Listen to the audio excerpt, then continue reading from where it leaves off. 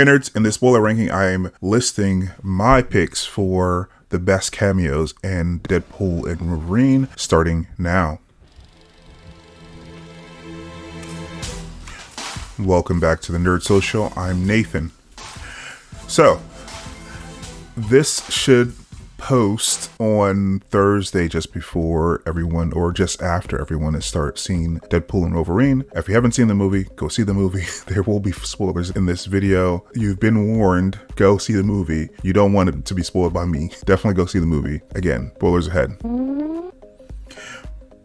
Before I start, the rules here is I'm going to get a list of actors who played different roles, so I'm not going to list all the different Wolverines that show up in this movie unless it's played by a different actor than Hugh Jackman. All right, so number 9 on my list is Chris Hemsworth. Chris Hemsworth has a small little role in this film, but it's always great to see Chris. He's probably the best Chris, and I thought the only time I was going to see him this year was in Furiosa. Our review for that, by the way, is up there. It was a nice kind of blink if you missed it cameo at the beginning of the movie. All right, so number 8 on my list is Blake Lively as Lady Deadpool. There was lots of speculation about her playing Lady Deadpool. For those of you who don't know, Blake Lively is Ryan Reynolds' wife. It was a nice little cameo. You don't get to see her face. You have to read the credits at the end, but there was a nice little funny gag there, and there's been lots of speculation about who Lady Deadpool was. That was fun. And number 7 on my list is Henry Cavill Wolverine. This is, of course, not an image from the movie. This is a mock-up by someone else. I guess there's been speculation about Henry Cavill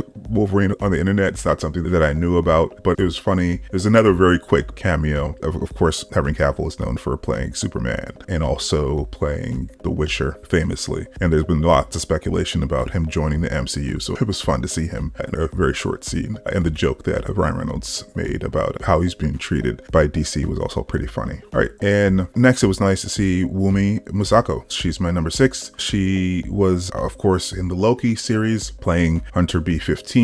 She seems to have a higher role in the TVA now, given the events of Loki season 2. I guess she's taken over kind of the Renslayer role. The reason that she's just lower here is because she doesn't show up until the end of the movie. But yeah, it was great to see her. I'm not a fan of the Peter thing, but otherwise it was good to see her. And next, moving into top 5, Jennifer Gardner as Elektra. It was great to see her. And for a millennial like me, we always thought that she didn't get her due as Elektra when she played the role. They gave her a terrible script in the spin-off movie that she got after the Daredevil movie, because we were highly anticipating her work given her work in Alias. Like I said, millennials really love this show. I actually still have the box set DVDs of this series, so it was good to see her. And the Ben Affleck joke was also pretty funny. So number 4 was Daphne Keane as X-23. Again, this is not an image from the movie. This is an image that the internet made. It was awesome to see her. It also made me feel old because this is what she looked like in that movie. Definitely was a child actor then, but she's definitely grown up. We saw her recently in The Acolyte as Jackie,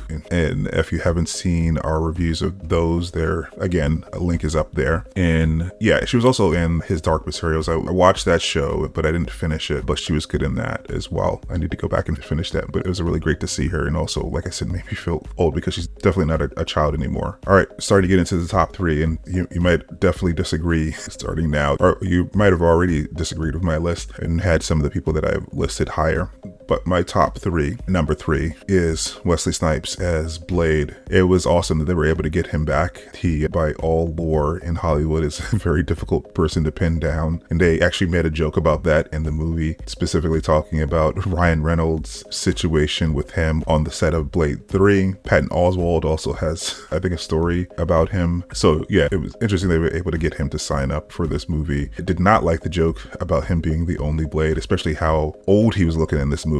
We definitely need a new Blade, but there was a lot of laughs in the critic screening that I went to on Monday when he made that joke, but it wasn't as funny to me. Anyway, and my number 2, again, people are probably going to disagree, but he's still pretty high. Chris Evans as Johnny Storm. So when he first showed up, I was a little upset that they brought Chris Evans back, especially before the Anthony Mackie Captain America movie came out. I thought they were going to undercut him bringing back Captain America. So I loved the bait and switch in the reveal that he was not Captain America, but actually Johnny. The blue definitely fooled me. He was on the screen for a very brief time, and I appreciated the joke about blowing up the budget, but I loved he was game to deflate his Captain America persona. I love how vulgar he was at the end credit scene. So yeah, he was really fun to see. So then my number one, of course, is Channing Tatum as Gambit. Of course, again, not Mitch from the movie. It was just so funny. It was a deep cut for comic book movie fans who have been reading and following this stuff for the last 20 years. Channing Tatum has been wanting to be Gambit, and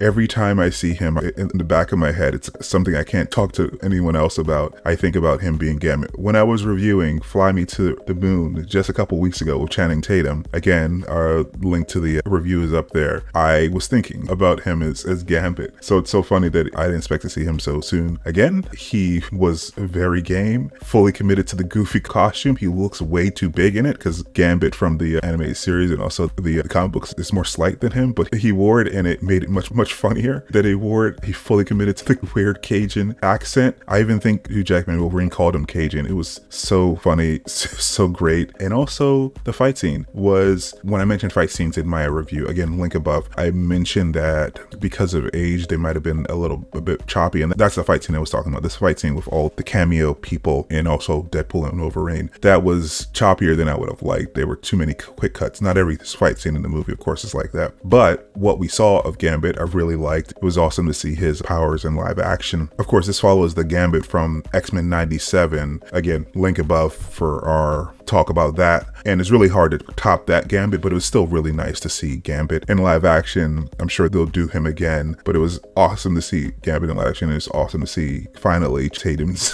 spin on Gambit. So that is my list, but I want to hear what your list is. Comment down below, like, share, and subscribe for more content like this. All right, guys, see you in the next one. Bye.